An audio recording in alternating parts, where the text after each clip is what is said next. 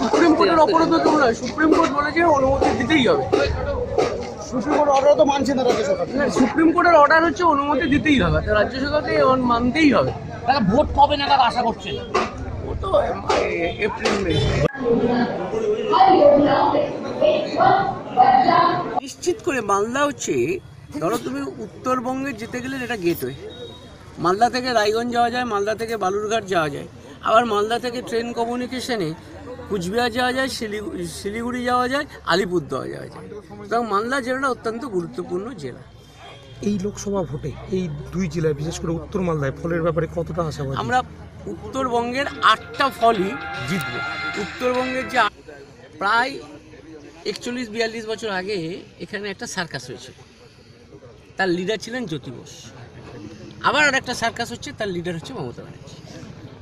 ওই সার্কাসের পর তার ফল দেখেছি আমরা, এই সার্কাসের পরও সেই ফলই পুনরাবৃত্তি। কি ফল হবে দাদা? শূন্য হবে।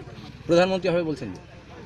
একটা মানুষ, আমি চ্যালেঞ্জ করছি ওনাকে, উনি ভারতবর্ষের প্রধানমন্ত্রী হতে চাইছেন। উনি ভারতবর্ষের মধ্যে পশ্চিমবঙ্গ ব্যতিরিক্তে অন্য যে কোনো রাজ্যে যদি উনি নির্বাচন লড়ে জামানত রাখতে পারেন, তাহলেই আমাদের দলের পক্ষ থেকে ওনাকে প্রধানমন্ত্রী করবে। দাদা, রথের ধাক্কা সুপ্রিম কোর্টে কতটা মনে? এটা রথ, কিন্তু যদি আইনটা ভালো করে দেখে, অর্ডারটা পড়েন। আমি সেদিন সুপ্রিম কোর্টে ছিলাম। প্রথম কথা, পশ্চিম বাংলায় ভারতের বর্ষের সর্বোচ্চ ন্যায় আদালত বলে দিয়েছে সভা সমিতি মিছিল মিটিং করতে পারমিশন দিতে হবে রাজ্য সরকার। এটা ক্লিয়ার ম্যান্ডেট হচ্ছে সুপ্রিম কোর্ট, যেটা ডাইরেকশন, এটা হচ্ছে ভারতবর্ষের সংবিধান। এবং আর সভা এই যাত্রার ব্যাপারে যারা বলেছে, গণতন্ত্র বাঁচাও যাত্রার ব্যাপারে তারা বলেছে আরও ডিটেল দিয়ে রাজ্য সরকারকে জমা দিতে। রাজ্য সরকারকেও বলেছে সংবিধানের 19(1)(a) এই ধারায় যে ফ্রিডম অফ স্পিচ, যে fundamental rights of the political party, সেটা যাতে কোনো জায়গায় ক্ষুণ্ণ না হয় সেটা দেখা। দাদা, আমার শেষ প্রশ্ন, এমনি 20 তারিখের প্রস্তাবিত সভাকে সামনে রেখে আমাদের প্রস্তুতি চলছে। এবার কি ঘটবে সে তো আগাম বলা যায় না, কিন্তু আমাদের অমিত শাহজি, আমাদের উত্তরপ্রদেশের মুখ্যমন্ত্রী আদিত্যনাথ যোগীজি, আরও আমাদের সর্বভারতীয় নেতৃত্ব, সবার এই সভায় আসার কথা আছে। এখন দেখা যাক কী ঘটে। আমরা আমাদের প্রস্তুতি করছি।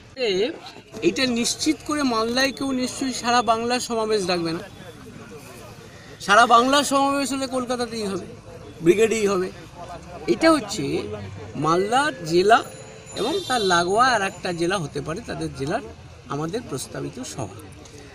প্রস্তাবিত সভা মানে হচ্ছে এই সভাটা, যেহেতু আমাদের ন্যায় আদালতকে আমরা মান্না দিয়ে চলছি, তাই এই জায়গায় আমাদের ভারতীয় জনতা পার্টির পক্ষ থেকে সর্বভারতীয় সভাপতি অমিত শাহজি বলেছেন যে গণতন্ত্র বাঁচাও সভা। দাদা, অমিতজি অসুস্থ আছেন, সেক্ষেত্রে সভার বাঁচাও সভা।